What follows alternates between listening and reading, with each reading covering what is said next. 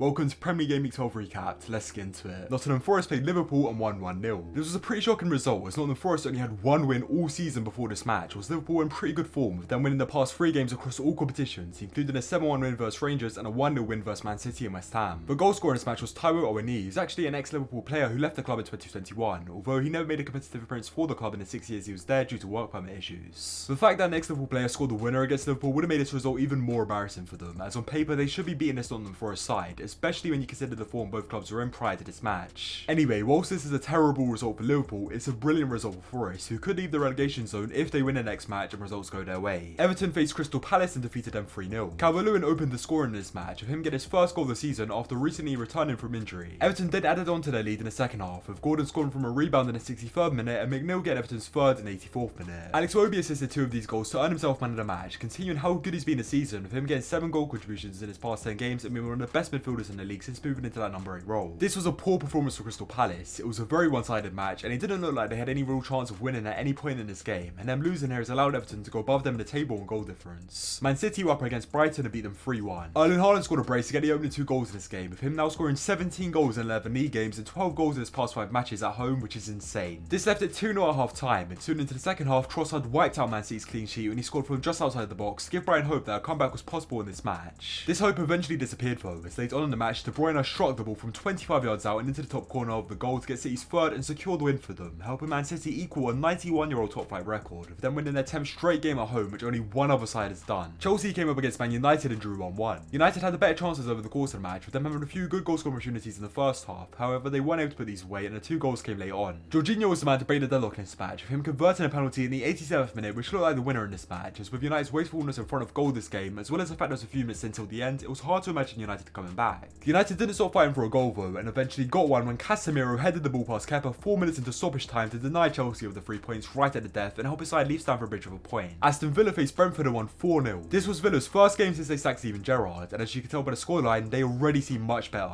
They scored 3 goals in the opening 14 minutes, with Leon Bailey scoring the first 2 minutes in, followed up by Ings in the 7th minute, as well as the 14th minute, with the 3rd goal coming through a penalty. This stunned Brentford, who were the favourites going into this match, with them holding Chelsea to a 0-0 draw last time out and having a relatively good season so far, whilst Aston Villa have been in pretty poor form. Aston Villa then managed to get the 4th and ex-Brentford striker Ollie Watkins scored against his former club in the 59th minute, capping off an excellent display by Villa in their first game under their interim manager Aaron Danks. Leeds were up against Fulham and lost 3-2. Leeds scored the first goal in this match, with Rodrigo heading the ball past Bernardo in the 20th minute. Fulham quickly responded to this goal however, with Mitrovic scoring 6 minutes after to get his 9th goal of the season and become the 3rd top goal scorer in the league so far. It stayed at 1-1 for a pretty long time, but Fulham scored 2 goals in 10 minutes towards the end to complete their comeback, with Bobby Reed getting one of them and Willian getting the other. Somerville did manage to score for Leeds in stoppage time, but with not long left in the game, Leeds were unable to find an equalizer and came away with 0 points, leaving them in the bottom 3 of the table. This loss and the poor form Leeds have been in has left Jesse Marsch's future at the club uncertain, with their last win being in August and them losing 4 consecutive matches in the league.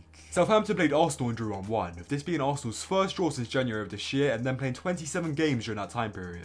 Xhaka broke the deadlock 11 minutes into the match, with him scoring a great goal with his weak foot in a similar fashion to his goal in Arsenal's previous game against PSV in the Europa League. Xhaka currently has 3 goals and 3 assists in the Premier League this season, showing how well he's been doing in his new advanced role on the pitch, as he's usually only ever got 3 goal contributions in the league each season for Arsenal, and he's doubled that in just 11 matches. Arsenal had numerous good chances after this, which could have put the game to bed if they were clinical enough, but they weren't able to make the most out of these, and eventually Southampton equalised the game and Stuart Armstrong scored his first goal of the season in the 65th minute. A win here would have maintained Arsenal's 4-point lead at the top of the league, so they will feel a little disappointed they weren't able to come away with the 3 points, although they definitely weren't helped out by the referee in this game, who made some pretty poor decisions. Wolves came up against Leicester and lost 4-0. This was a great result for Leicester, who seem to be bouncing back from their very poor form at the start of this season, with them getting 3 wins in their last 5 matches and moving out of the relegation zone with the 3 points they picked up from this match. Wolves were very attacking in the opening minutes of the game, but weren't able to get any of their shots past Danny Ward, whilst Leicester on the other hand were able to get a couple of shots in the back of the net, with Tielemans scoring a fantastic goal from 22 yards out which flew past Jose Zah in the 8th minute and Harvey Barnes doubling Leicester's lead 11 minutes later. Wolves continued to attack but just lacked the finishing touch, with them having 20 shots and missing every single one of them by the time James Maddison got Leicester's 3rd, with this being Leicester's 3rd effort goal of the match, showing a disparity in clinicality between these 2 teams. Leicester maintained their 100% conversion rate when Jamie Vardy scored Leicester's 4th goal with their 4th shot of the match, officially putting the game to bed to help Leicester get their first away win in the season in convincing fashion. Spurs faced Newcastle and lost 2-1. It took half an hour for the deadlock to be broken in this match, with Callum Wilson lobbing the ball into the back of the net from outside the box after colliding with Lloris a few moments beforehand.